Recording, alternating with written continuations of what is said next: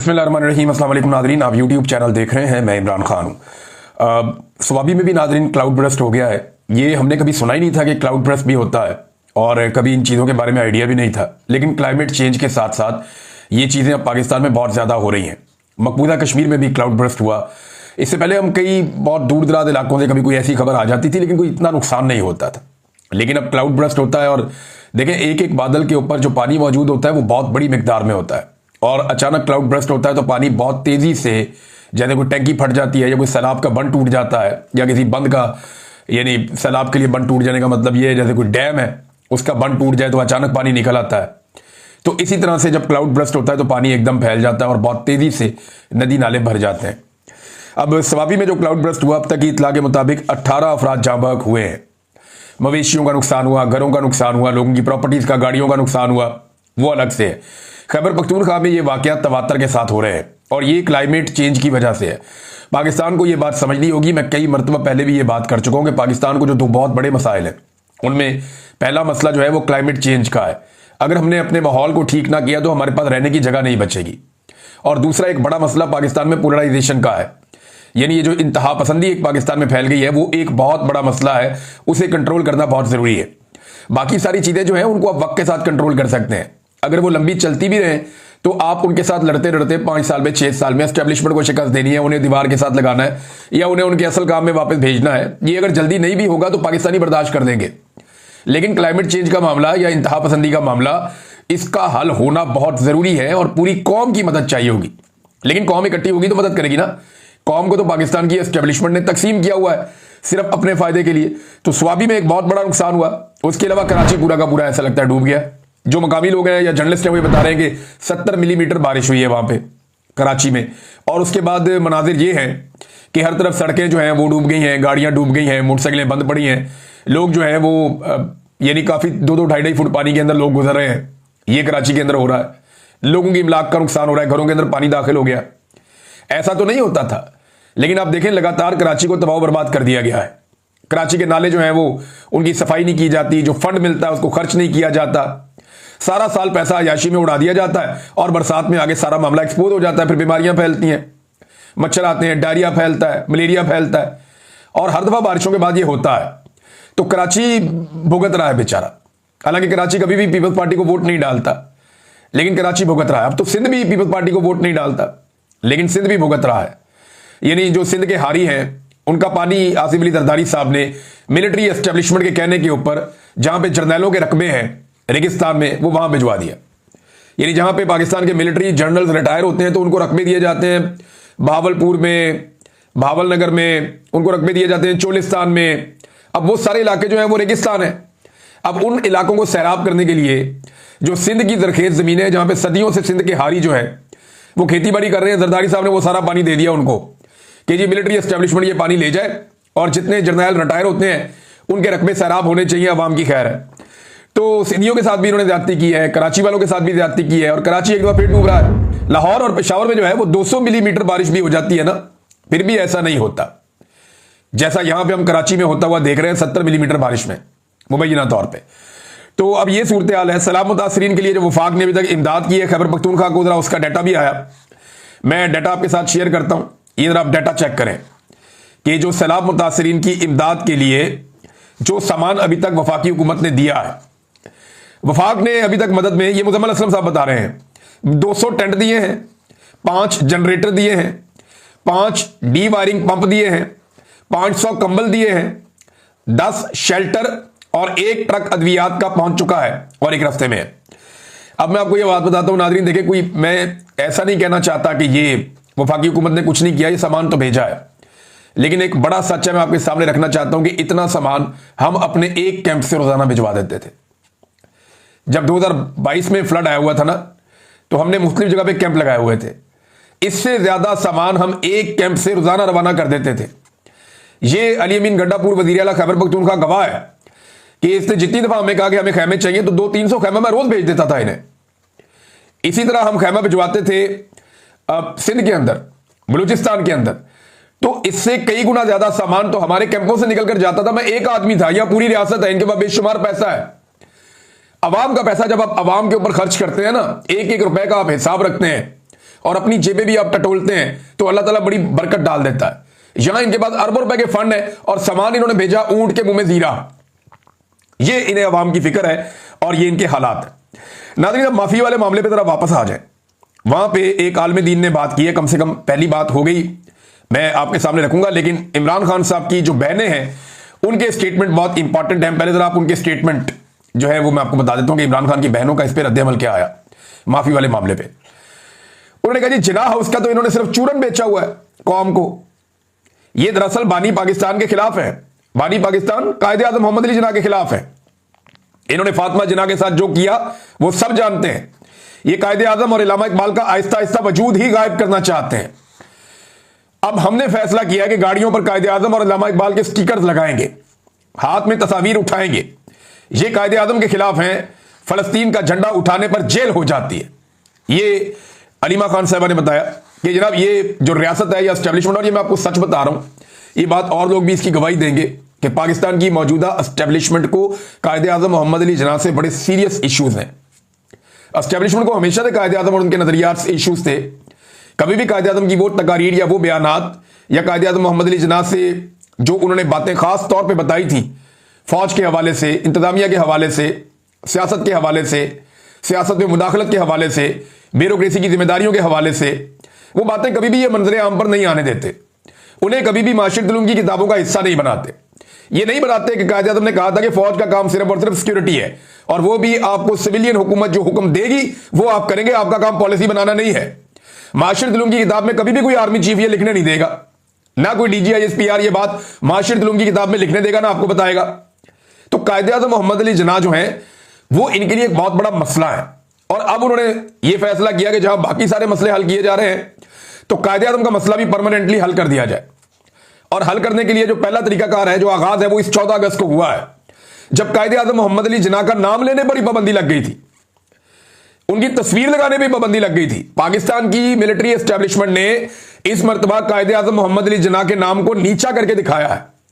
तमाम सियासतदानों को बाउंड किया गया कि तुमने फील्ड मार्शल आसिम मुनीर का शुक्रिया अदा करना है पाकिस्तान बनने के दिन पे, तुमने किसी ने भी कायदे आज़म का शुक्रिया अदा नहीं करना, अल्लामा इकबाल का शुक्रिया अदा नहीं करना। और हमने होते हुए देखा, उनका फोटो नहीं लगाया, अखबारात के इश्तिहारात में उनकी तस्वीरें गायब की गई।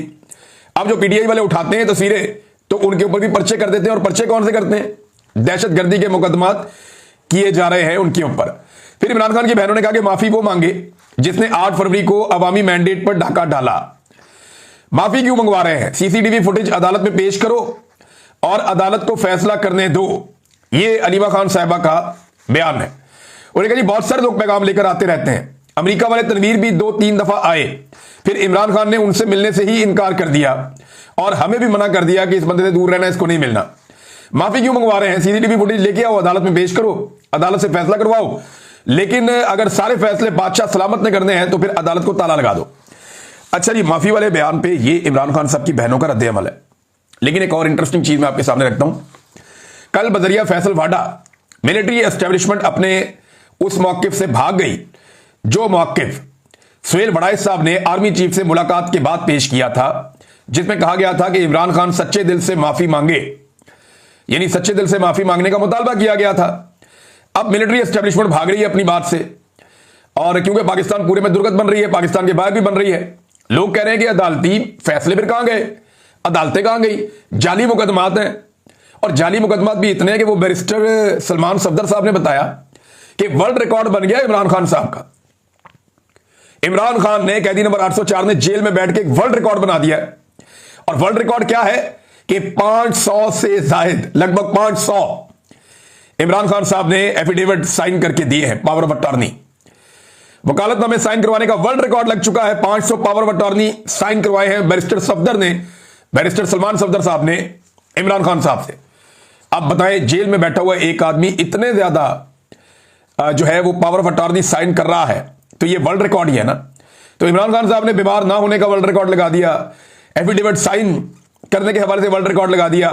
इमरान खान का एक और वर्ल्ड रिकॉर्ड है कि तारीख में सबसे ज्यादा मुकदमात जो हैं वो इमरान खान साहब के ऊपर दर्ज हुए। इतने मुकदमात आज तक पाकिस्तान में किसी पे दर्ज नहीं हुए जितने इमरान खान साहब को जेल में बंद करके दर्ज किए गए उनके खिलाफ। अब आज मिलिट्री एस्टेब्लिशमेंट की ये ख्वाहिश कि इमरान खान साहब माफी मांगे, लेकिन ये ख्वाहिश नहीं है, ये बहुत पुरानी है, मैं भी आपको एक और जगह से साबित करके देता हूं। मैंने एक वीडियो निकाल के रखी हुई है।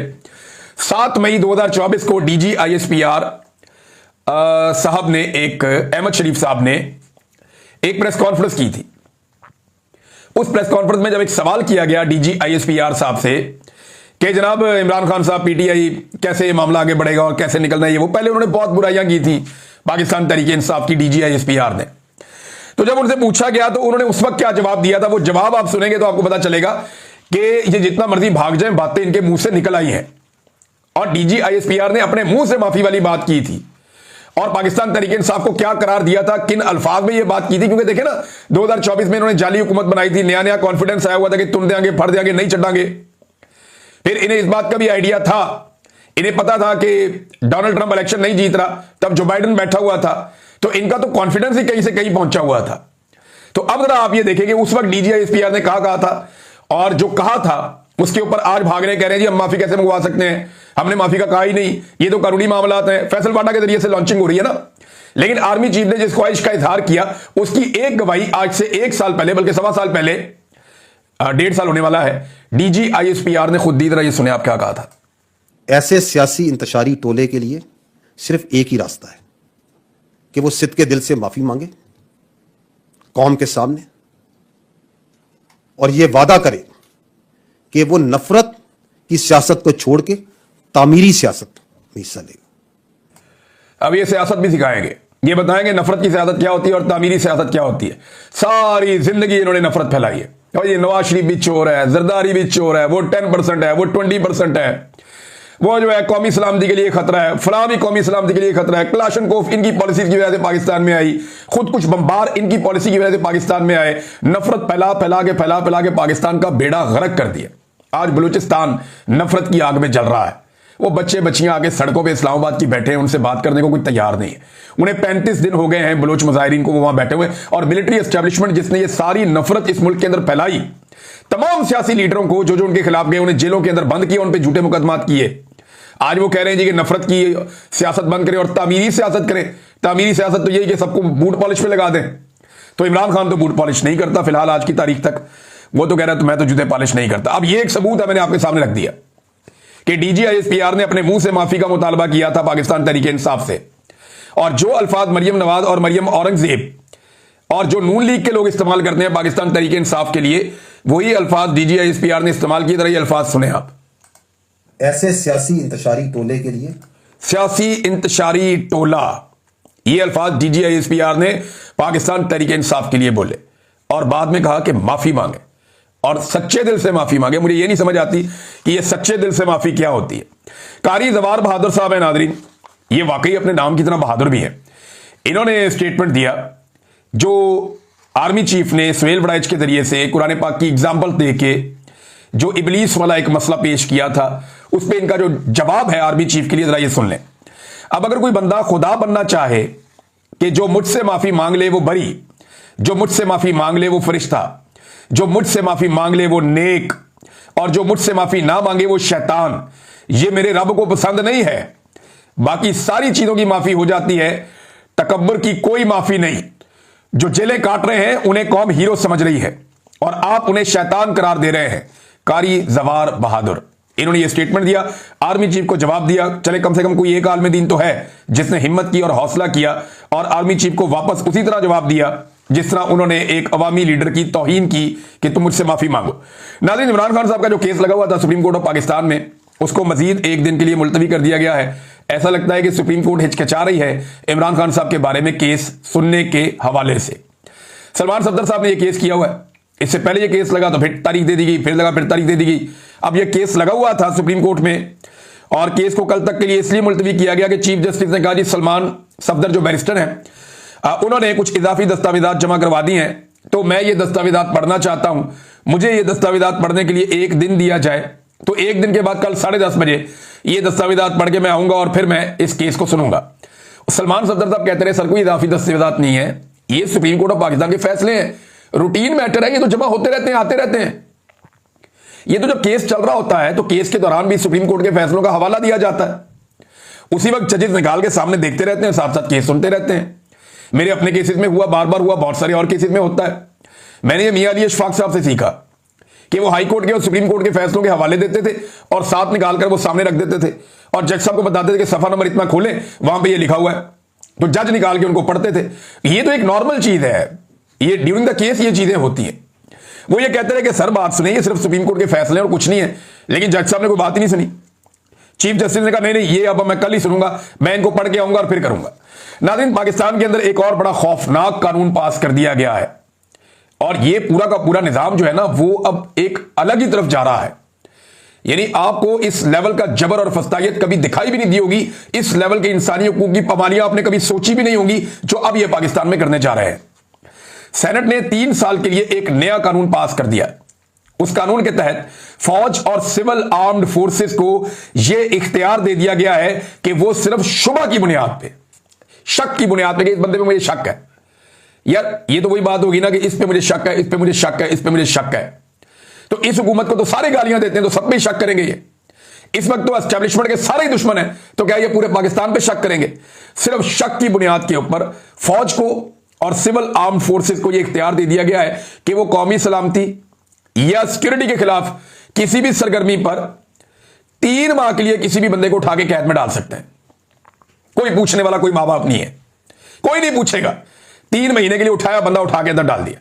और मजीद यह है कि उसको 3 महीने मजीद भी अंदर रख सकते हैं, यानी 6 महीने तक बंदे का कोई पूछने वाला नहीं, कोई कानून नहीं, कोई सवाल नहीं, कोई जवाब नहीं।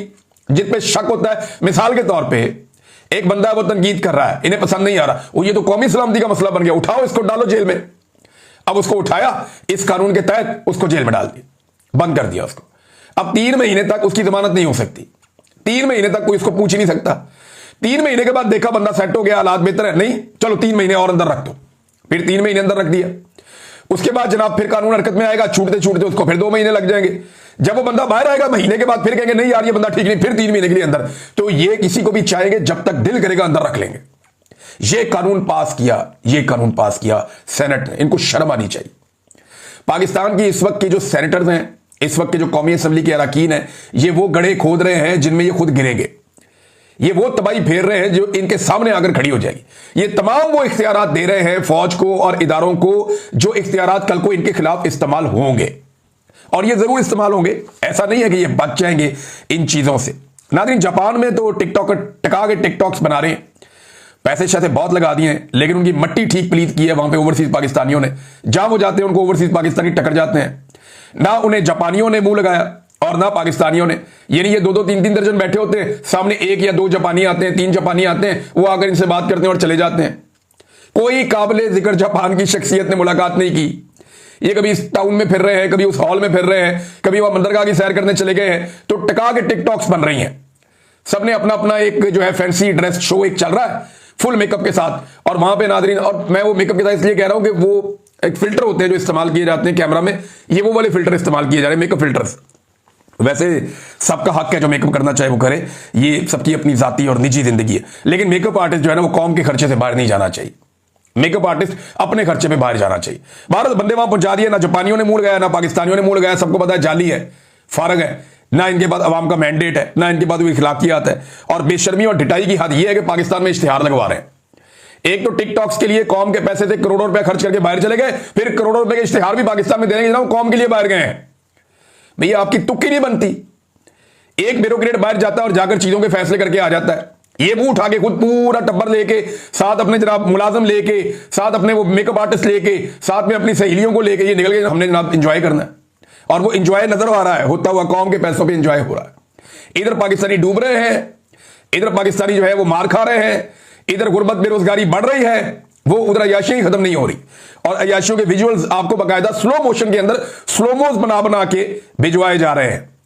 अब आर्मी चीफ ने सुहेल बड़ाइच के साथ यह भी दावा किया था कि जनाब $2-2 अरब कोई रेकोडिक से आना शुरू हो जाएंगे। अब ताजा खबर के मुताबिक ये मुजम्मल असलम साहब ने दी है, वो बताते हैं कि रेकोडिक प्रोजेक्ट भी 2028 की जगह अब 2029 से शुरू होगा। ये एक और झटका लग गया।